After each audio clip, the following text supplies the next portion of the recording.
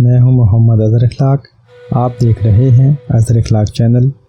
اشوکا جسے Ashok the great بھی کہا جاتا ہے، موریہ خاندان کا ایک ہندوستانی شہنشاہ تھا جس نے برصغیر پاک و ہند کے تقریباً تمام علاقوں پر حکمرانی کی.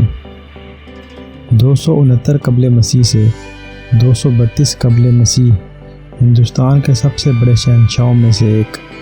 اشوکا نے متعدد فوجی فتوحات کے بعد موجودہ ہندوستان کے بیشتر حصے پر حکومت کی.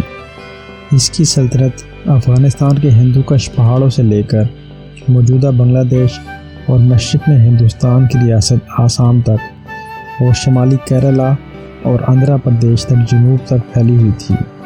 اس کے دور اقتدار کا صدر مقام مگدھ تھا جسے موجودہ بہار کہا جاتا ہے. انہوں نے کلنگا جنگ کے بڑے پیمانے پر ہلاکتوں کے مشاہدے کے بعد بدھ مت کو قبول کر لیا، جس کی فتح کی خواہش خود انہوں نے کی تھی.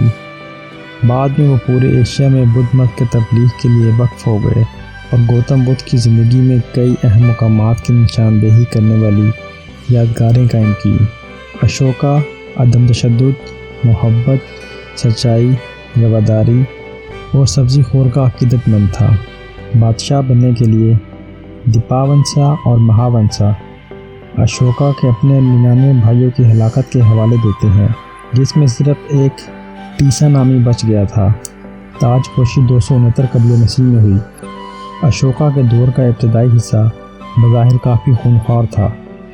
وہ موجودہ دور کی ریاستوں اڑیسہ اور شمالی ساحلی آندھرا پردیش میں ہندوستان کے مشرقی ساحل پر کلنگا کی فتح کے بعد بدھ کی تعلیم کے پیروکار ہو گئے تھے. کلنگا ایک ایسی ریاست تھی جس نے اپنی خود مختاری اور جمہوریت پر فخر کیا. قدیم ہندوستان یہاں راج دھرم کا تصور موجود تھا. راج دھرم سے مراد حکمرانوں کا فرض ہے جو اندرونی طور پر بہادری اور کھچتریا دھرم کے تصور سے وابستہ تھا. کلنگا جنگ اس کے تاج پوشی کے 8 سال بعد ہوئی. یہ لڑائی ایک بہت بڑی جنگ تھی.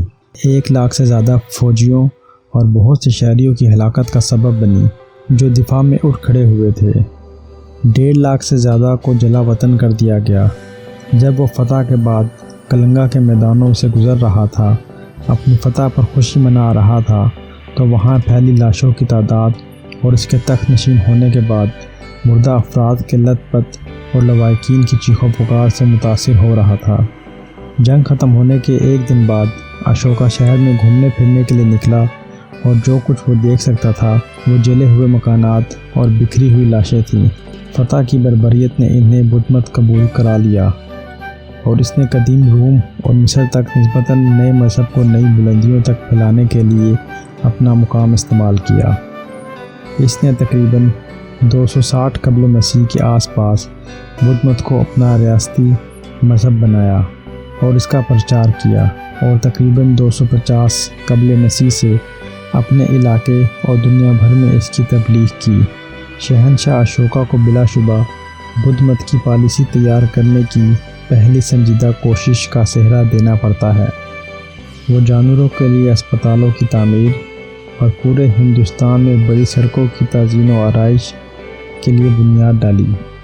اس تبدیلی کے بعد اشوکا کو دھماشوکا کے نام سے جانا جاتا ہے، یعنی اشوک دھرم کے پیروکار.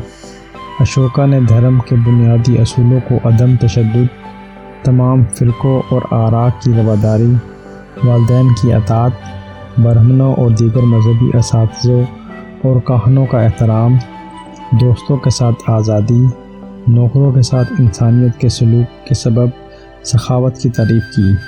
اشوکا موریہ کا دور تاریخ کے ساتھ ساتھ تاریخ میں آسانی سے ختم ہو سکتا تھا جب عمر گزرتی جا رہی تھی، اور اگر وہ اپنی آزمائشوں کا کوئی ریکارڈ نہ چھوڑتا جو اس عقلمند بادشاہ کی گواہی کو متعدد اعمال اور تعلیمات کے ساتھ مجسمے سے ڈھکے ہوئے ستونوں اور پتھروں کی شکل میں دریافت کیا گیا تھا، جو اس کی خواہش ہے کہ وہ اس پتھر پر چھپی ہو. قدیم شہر ہڑپا کے بعد اشوکا نے جو کچھ پیچھے چھوڑا وہ ہندوستان میں پہلی تحریری زبان تھی. شلالیہ کے لیے استعمال ہونے والی زبان اس وقت کی موجودہ بولی جانے والی زبان تھی جسے پراکرات کہتے ہیں. آج کی ویڈیو میں اتنا ہی، ہمارے ساتھ رہیے گا۔